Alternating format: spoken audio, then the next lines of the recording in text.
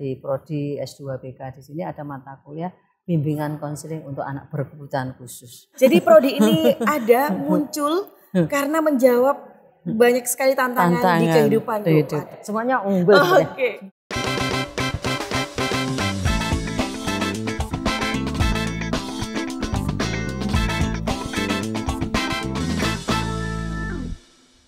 Kici Radio, your easy listening station. Saya Tia Eser kembali hadir di Bincang Unesa, masih di Pasca Sarjana Gedung X, Kampus Unesa Lidah Wetan. Saya akan berbagi banyak sekali informasi terkait dengan satu prodi ini, di mana S1-nya juga kita punya mahasiswa, SDM, dosen dan tekniknya yang luar biasa. Dan kali ini bersama saya hadir Kaprodi S2 Bimbingan Konseling, Ibu Dr. Endang Pujiastuti Sartinah MPD. Halo Ibu, apa kabar? Baik-baik, Assalamualaikum. Sehat, Alhamdulillah. Waalaikumsalam Ibu. Mungkin Ibu mau menyapa Kece People, boleh silakan. Assalamualaikum. Waalaikumsalam. Ibu, saya ini penasaran, di S2 Bimbingan Konseling Pasca Sarjana Unesa ini apa yang dipelajari Bu?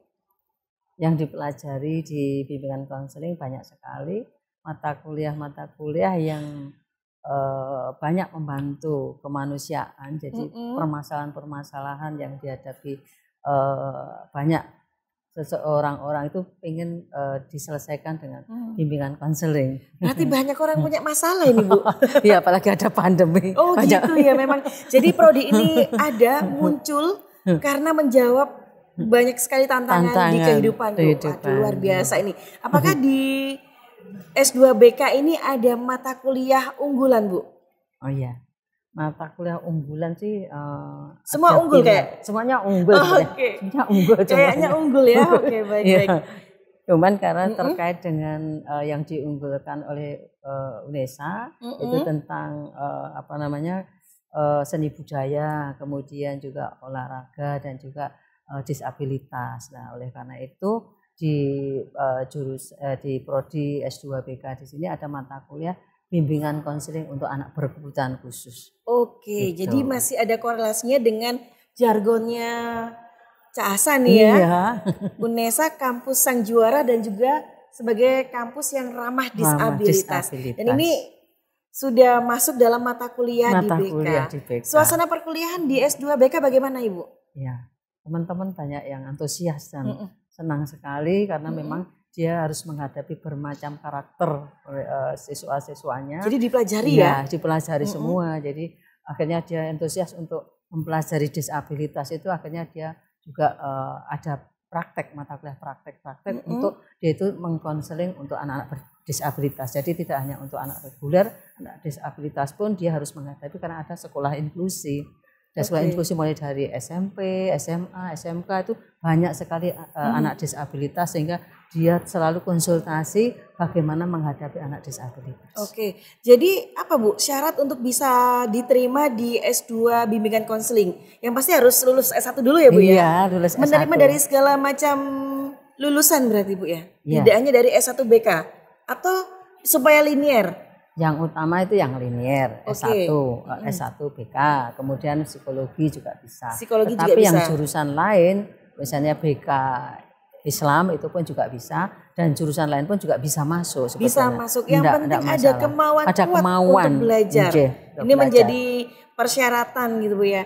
Dan kemudian terkait dengan masa studinya, kalau di S2 Bimbingan Konseling Pasca Sarjana bagaimana Ibu?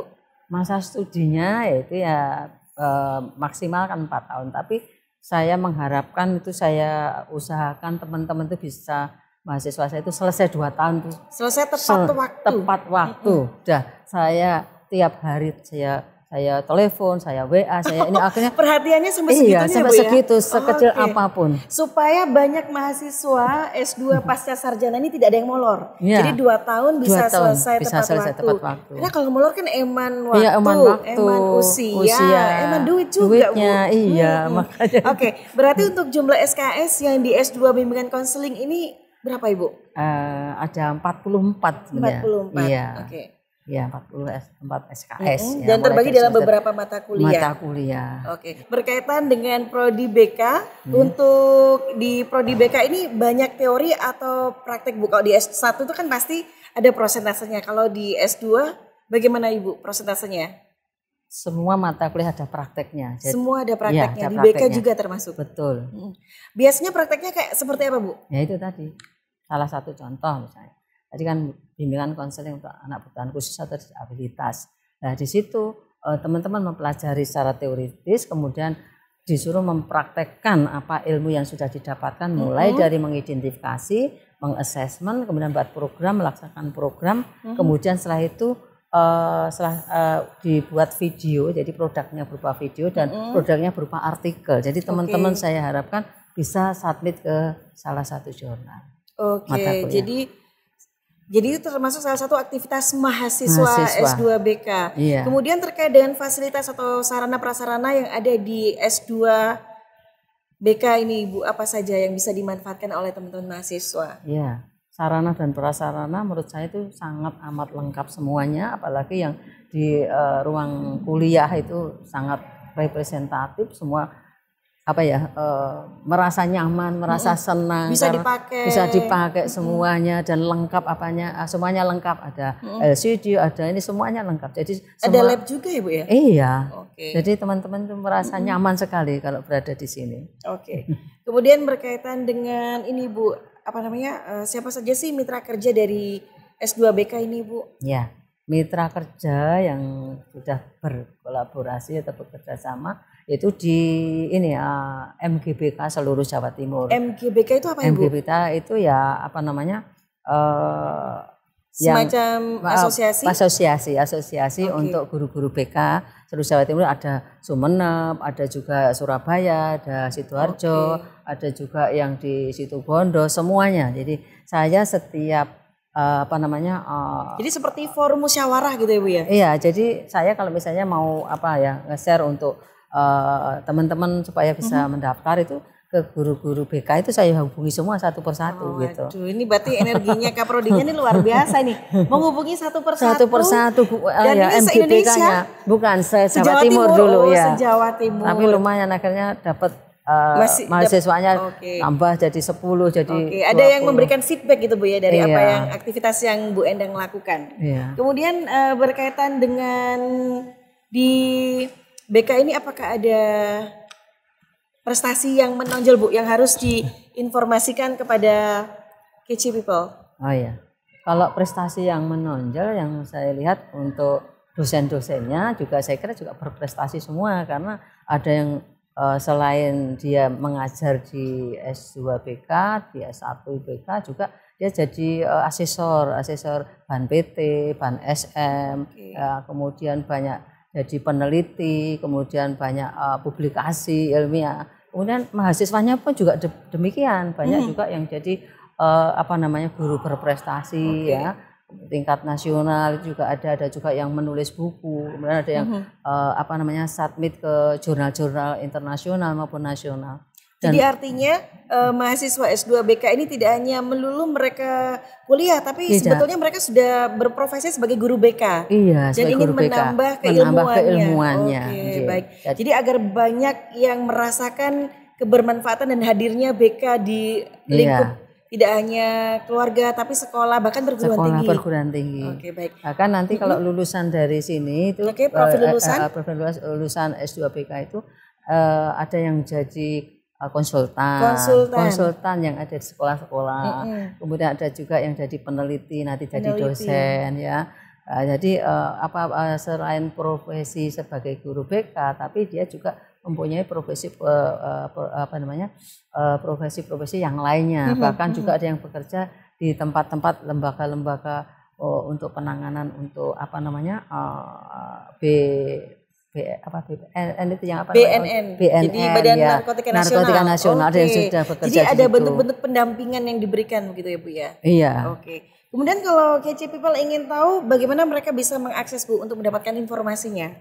Oh ya, itu bisa dilihat di websitenya UNESA, dibuka saja Prodi S2 BK. Saya kira itu nanti banyak informasi dari situ.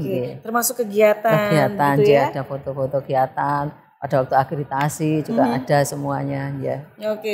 Jadi Ibu, ini adalah kesempatan Ibu bisa mengajak Kece People atau calon mahasiswa yang masih ragu-ragu setelah S1 saya mau kemana. Sementara saya punya kebutuhan ingin memberikan pendampingan kepada anak yang berkebutuhan khusus atau melihat keresahan masyarakat, oh ternyata ada beberapa hal yang harus saya bisa memberikan kontribusi nyata, harus masuk di S2 BK. Silakan Ibu. Teman-teman, saya mengharapkan dengan adanya permasalahan maupun tidak ada permasalahan, semua membutuhkan bimbingan konseling baik untuk anak reguler maupun anak yang non reguler, sehingga untuk mengatasi permasalahan di lapangan maupun dalam keluarga maupun dalam sekolah, saya kira cocok sekali teman-teman untuk masuk ke bergabung untuk di S2 BK. Silahkan, semoga bisa menangani permasalahan yang ada di lapangan. Oke, luar biasa. Ditunggu sama Bu Endang ya, Kece People. Jangan lupa untuk segera mendaftarkan diri, dan ada banyak sekali informasi yang terkait dengan S2 bimbingan konseling. Cek saja di websitenya. Dan sampai di sini perbincangan saya dengan Bu Endang. Mudah-mudahan bisa menjawab pertanyaan dari semua teman-teman. Kalau masih ada pertanyaan lagi, silakan komen di kolom komentar di kanal YouTube Kece Media by Unesa. Jangan lupa subscribe dan nyalakan tombol lonceng, like, komen, dan share. Terima kasih untuk kru yang bertugas di belakang layar yang sudah mensupport kita, dan tentunya untuk para subscriber. Saya Tia Ezer, mohon pamit undur diri. Terima kasih Bu Endang sekali lagi. Kaprodi S2 Bimbingan Konseling, Ibu Dr. Endang Pujiastuti Sartina, MPD. Wassalamualaikum warahmatullahi wabarakatuh. Waalaikumsalam warahmatullahi wabarakatuh. Terima kasih. Kece Radio, your easy listening station. Terima kasih Bu Endang. Sehat selalu.